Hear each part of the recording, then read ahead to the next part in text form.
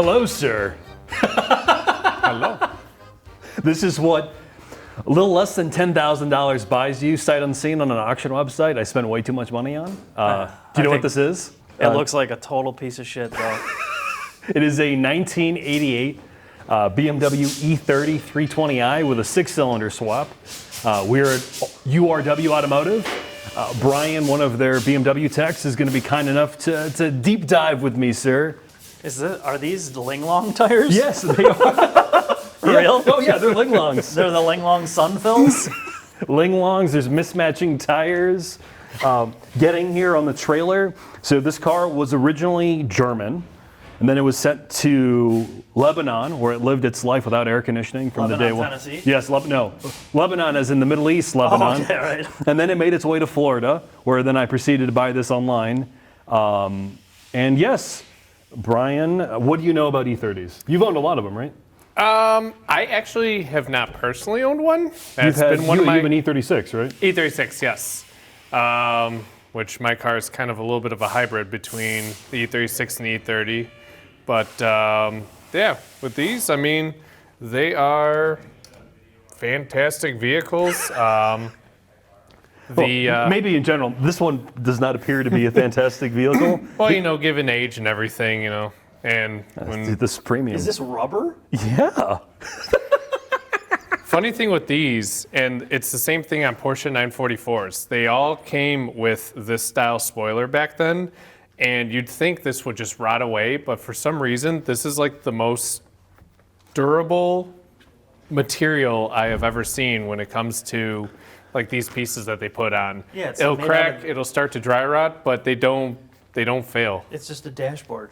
Pretty much, yeah. They cut the dashboard up and put it on as a spoiler. Yeah. You want to lift this thing and let's see what we have? Yeah, I've take a not look. looked underneath this car. The only thing I've seen so far is some very unadvertised rust.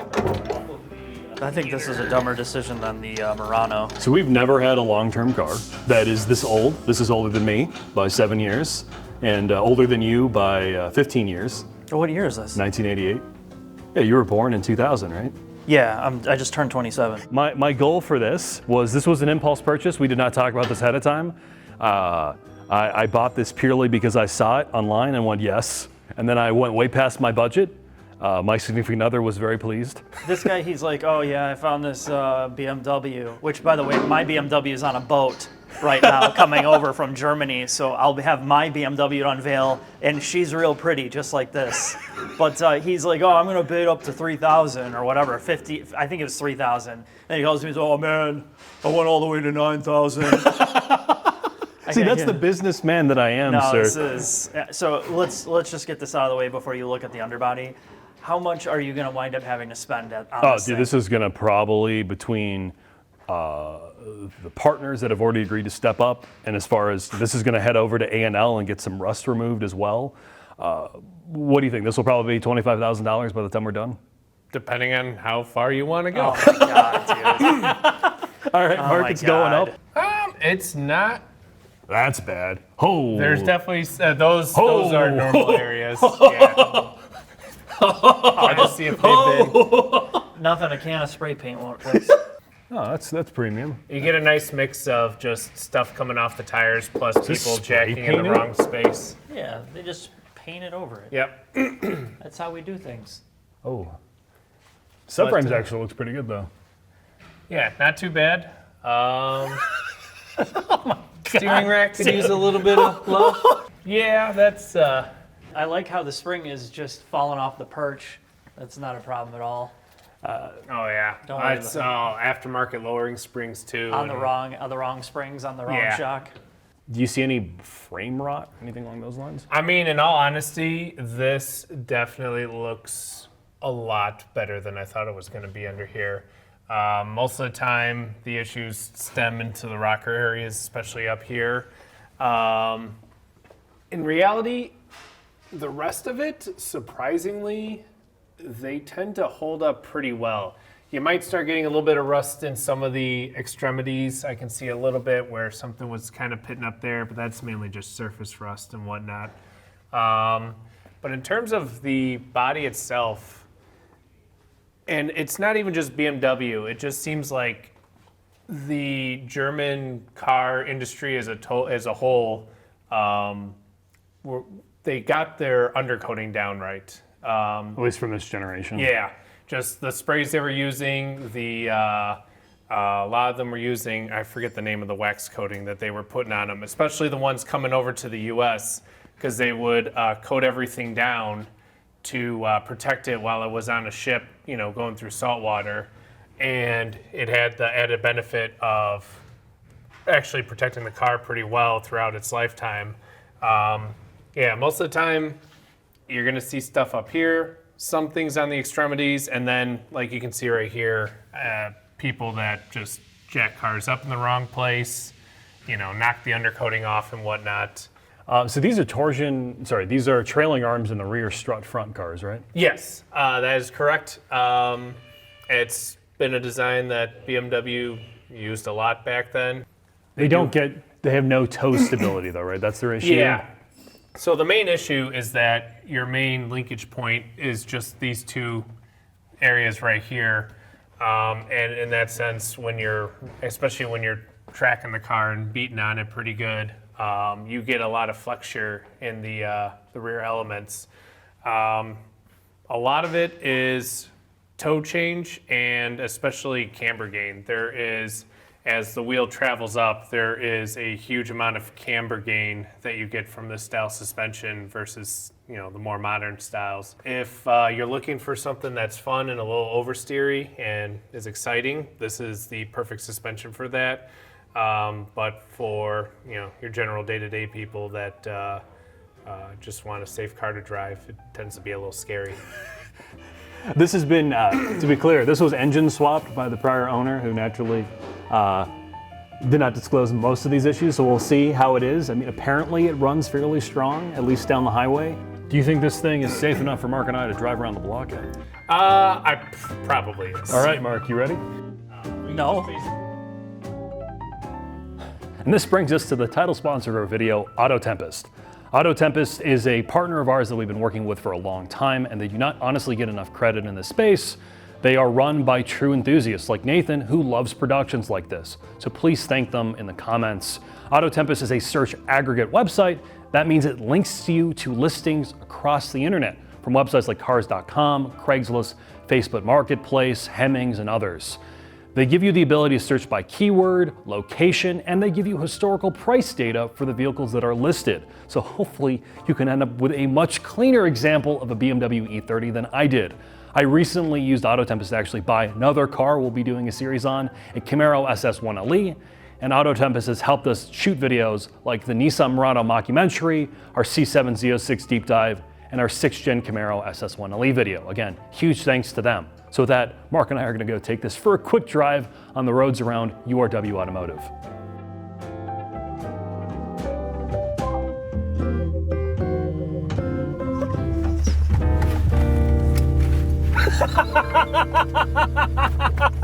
Okay, well, I guess I don't have a seatbelt. Fucking turd, dude.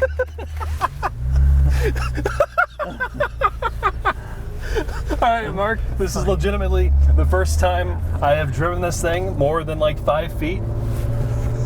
You're going to find out all of its quirks. Yeah, quirks and features like not having seatbelt. Seatbelt. 1988, Mark, you're always complaining that I'm too soft, that I'm unwilling to drive old cars, that the old days were better. Well, this is going to be a nice bucket of magnificence that I'm going to drive you around in, sir. Yeah, bucket of shit. I know the BMW apologists are like, oh man, this thing's so pure. Yeah, pure garbage.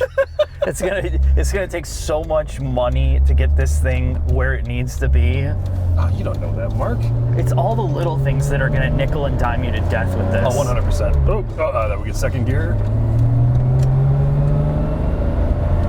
Oh, she's healthy, Mark. She's healthy.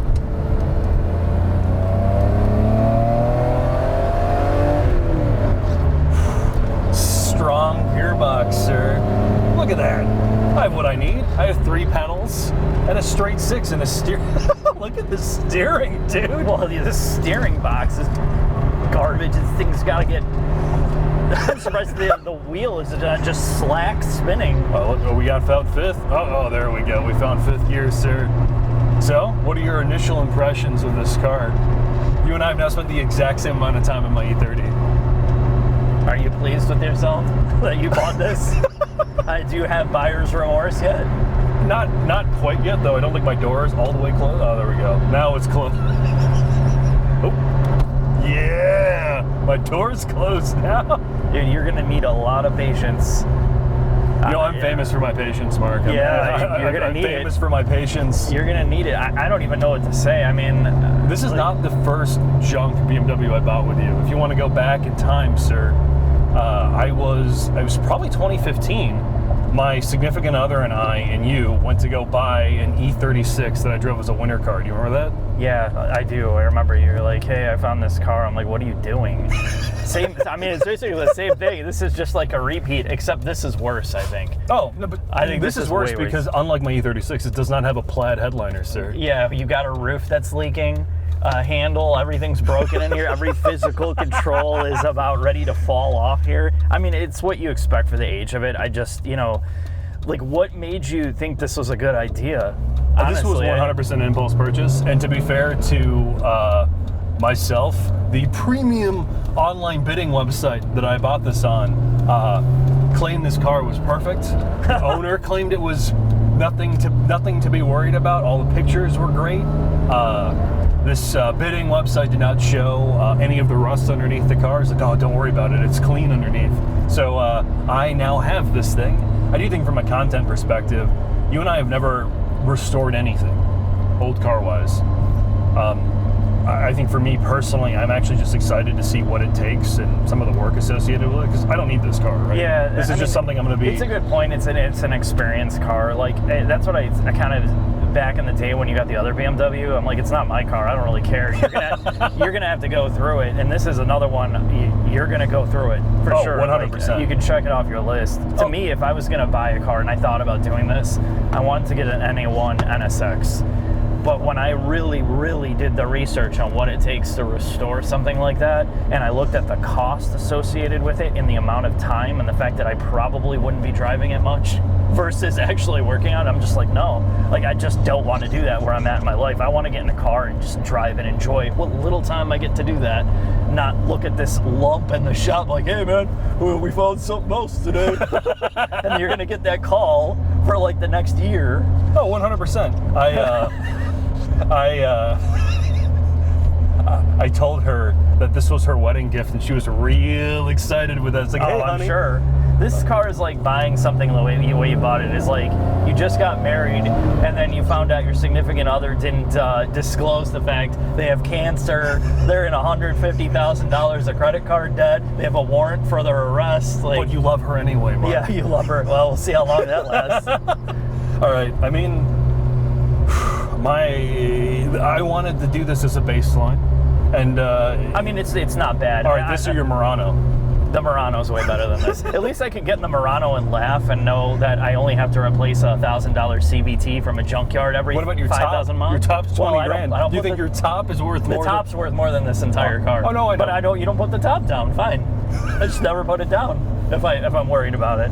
You also I can listen to Barbara Streisand in the car. I can too. I have heated and cooled seats in the Murano. I don't even have air conditioning, Mark, but I have roll down windows. You do, and actually I tested the roll down window. I mean, the mechanism is smooth as butter. Oh, see, it's not all broken. I'm afraid to touch it though.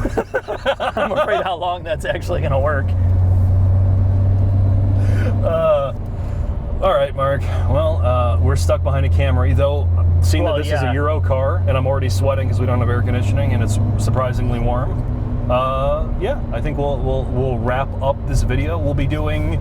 You'll see this thing updated periodically throughout its life. I think the next step I'm going to do before I touch any mechanicals is later today I'm going to be dropping this off at a body shop where they're going to start fixing the rockers and the roof. Wow.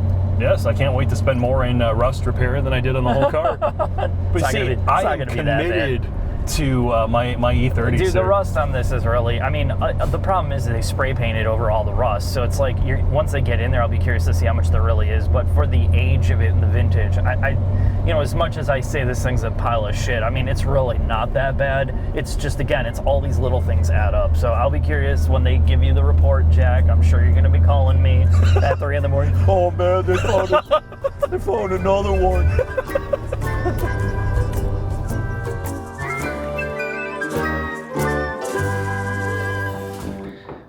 This is like going to a doctor and finding out you have herpes, gonorrhea, polyps, diverticulitis.